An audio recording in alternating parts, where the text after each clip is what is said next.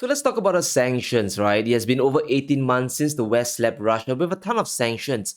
However, Russia has not fallen yet. They are still fighting Ukraine and their economy hasn't collapsed. But if you fail 1,000 times, might as well go for 1,000 more, right? Well, Janet Yellen certainly believes in that theory. The US Treasury is now issuing another round of sanctions. They are throwing 100 more sanctions targeting Russia's economy, including energy production and metals mining. Yellen, she's throwing the book at Moscow again, and now they're going for everything: the Russian industrial base, their financial system, the technology sector, and financial firms. Now, all these are secondary sanctions, meaning if a foreign company works with Russia, the United States is going to go after them. They could freeze your assets, block you from traveling, or block you from the US dollar system. The US is now targeting countries like China, Turkey, and even the UAE, which is going to be very tricky. They are playing their final deck of cards to get the world to decouple from Russia. However, the world will simply just trade amongst themselves. And that's why we are seeing an incredible backlash from the global south. That's why BRICS added 6 new members in August. It is impossible to cut away from Russian commodities to the world. Moscow knows this and they are laughing in the face of the new sanctions. In our lead story today, Russia dismisses new US sanctions, saying, "You'll never defeat Moscow." Once again, we are seeing typical Russian defiance in the face of Western sanctions.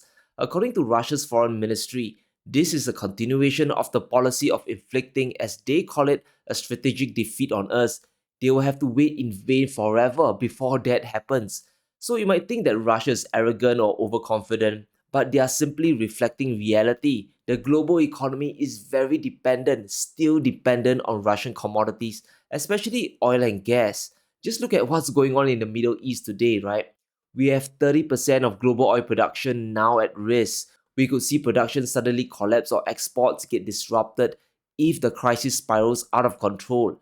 And whether the US likes it or not, the world, including Europe, will continue to trade with Russia, and this is fueling the Russian economy. The IMF forecasts positive economic growth for Russia this year. Significant spending and resilient consumption will support a GDP growth of 2.2%. Russia's finance ministry expects a growth of 2.8%, but regardless of which number you choose, this doesn't look like an economy that's collapsing. In fact, the IMF predicts Russia will easily outgrow the Eurozone at 0.7%, or Germany, which will contract by 0.5% this year. The only economies with stronger growth than Russia in 2023 are India, China, and Brazil. Sanctions never work. They tend to backfire because the whole world still needs oil and gas. And there's a good reason why the US suddenly ramped up their sanctions, and that's because Putin's oil revenues are soaring higher and higher. Despite the oil price caps, countries are still buying Russian crude above $60, and the oil is flowing faster than ever. Even mainstream media can't deny the truth anymore. In a story from Bloomberg, Russia's oil and gas revenue hits an 18-month high in October. The budget proceeds from fuels have jumped by 28% on an annual basis. And I'll translate that for you. Russia's making a fortune from the oil and gas trade. All the production cuts with OPEC Plus are starting to work. Because oil demand is inelastic, when production gets cut, prices can go up high enough to make up for the lost volume. We can clearly observe this in Russia's revenues. If we track Russia's revenues back to the start of the conflict, we can see the shocking truth. Russian revenues aren't just up from a month ago, they have risen almost 30% from last year. That's just before the G7 price caps came online in October. In fact, it is within striking distance of their all-time high revenue from oil and gas back in April 2022. So clearly the sanctions aren't working to effectively curb Russia's oil revenues. And this means all the inflation in the world we all suffered didn't affect Russia that much. So if we think that oil production is going to go up, we better think again. The Middle East crisis is helping Russian revenues because there's no room to isolate any oil supplies, even from Russia. For example, China buys a ton of oil from the Middle East, around 50% of their total imports, more or less, and this includes Iran, Saudi Arabia, and the UAE. And these are countries locked behind the Strait of Hormuz, a vital choke point that could get shut down in the crisis. If things gets dicey enough, that shipping route will go down. However, Russian oil doesn't have that vulnerability. They have multiple ports to export from and pipelines connected directly to China.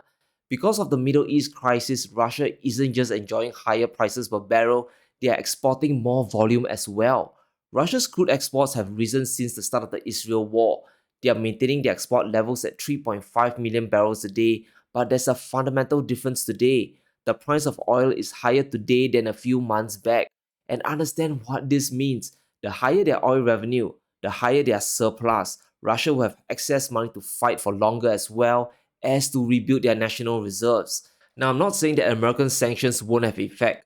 They will have a big effect, but it's going to be the opposite effect. It will push countries more towards Russian oil, especially when the Middle East is on fire. China understands this, and that's why Beijing is now talking with Moscow to jointly develop oil and gas fields together. This is a joint effort, meaning both sides will be now working even more closely together. And one of the key sanctions the US imposed targets Russia's gas production in the Arctic. Now, this is quite novel. America knows Russia's increasing their gas production capability in the North Pole, and this is a direct move to hinder their LNG project. However, the collateral damage is going to be huge, especially to US allies that rely on Russian gas.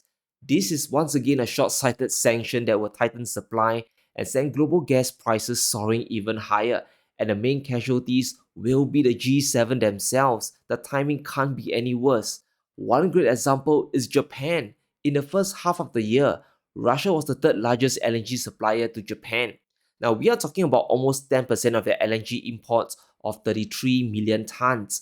If Russian LNG can't flow to Japan, it's not Russia that will be hurting, it'll be Tokyo. The gas will simply flow to other countries like China and India. Now, China doesn't care about Western sanctions, while the West can't afford to punish India either. The ones holding the bag will be Europe and Japan, who desperately need LNG. And unless we all have forgotten, there's a war in the Middle East right now, guys, and gas supplies are also at risk. But this kind of gets deeper. This move threatens to split the G7 itself, especially between energy dependent members like Japan versus the United States. In a not so surprising report, US sanctions on Russian LNG threatens Japan's gas security push. If you didn't know, Japan isn't just a buyer of Russian LNG, they are an investor in Russia's Arctic project as well. And this is going to test Japan's relationship with their G7 allies. Ask yourselves this: why did Japan pour money into the Arctic project? It's not just to get a return. There are 1001 other investments Tokyo can make. Japan has a 10% equity offtake from the project, and this means they are getting a guaranteed LNG supply. They are off-taking a volume of almost 2 million tons a year as part of their investment. But because of the sanctions, Japan's energy security is now compromised. They won't be able to depend on this supply anymore, and they'll have to source for gas on the open market now. This new demand pushes prices up. There are always consequences for sanctions. It's not as simple as just announcing it and then Russia collapses the next week. Other countries will also be impacted as well. And it's not just Japan. France is also impacted in a big way. The French oil company Total Energies have a 10% stake in the Russian LNG project as well. So what happens to that investment? Does it sit in limbo forever? Somehow, I have a feeling that this set of sanctions weren't discussed with the Eurozone or Japan. It was probably issued by America because they have nothing to lose. If the experiment goes wrong, it won't be the United States who will pay the price. They are already energy self-sufficient, right? And we could see this sanction get reversed or thrown out of the window because the other G7 members could start complaining in a big way. So the recent sanctions imposed by the US won't be as effective as they think. Sure, it might inflict some damage initially, but there are always ways around it. And here's what the Kremlin said: sanctions create additional problems, but we have adjusted to the sanctions. We have learned to hedge against sanctions risks. Every large Russian company in any field is hedging against sanctions risks. And if this is true, then sanctions will become less and less effective over time. But let me review the mother of all sanctions that will torpedo the West, especially when it comes to financial trust. There's one economic red line that's about to be crossed, and it is coming from the Eurozone. Now, we all know Russia's reserves have been frozen, but very soon it might be confiscated and the consequences could be virtually unthinkable. And here's the nightmare scenario: the EU leaders support using Russia's frozen assets to help Ukraine. They are expected to put forward proposals in December, so things are moving very fast. We could see this manifest as early as Q1 2024. So strap yourselves in because the de-dollarization train is heading to warp speed. We are going to hyperdrive. If this happens, countries will start running away from the dollar and euro denominated assets like they saw a ghost. This is the real Halloween story. I believe that this is going to come sooner or later. The West is in a very bad financial situation now. They have spent a lot of money to fund Ukraine and to subsidize the energy crisis. But while they are burning through money and treasure, Russia is getting richer and richer from higher oil prices. So you can just imagine how pissed off they are. The ECB is warning Brussels not to do it, but I don't think they can see 5 steps ahead. According to von der Leyen, we have agreed that ultimately Russia must pay for the long-term reconstruction of Ukraine. We are currently working on an initial proposal to focus on the windfall profits. And it's not a small amount of money. Euroclear has earned over 3 billion euros from the frozen Russian assets. That's the money Brussels is after. Now, it won't be nearly enough to fund Ukraine's reconstruction. The World Bank says the amount is well over $400 billion. So this confiscation of windfall profits might just be the first step towards something bigger.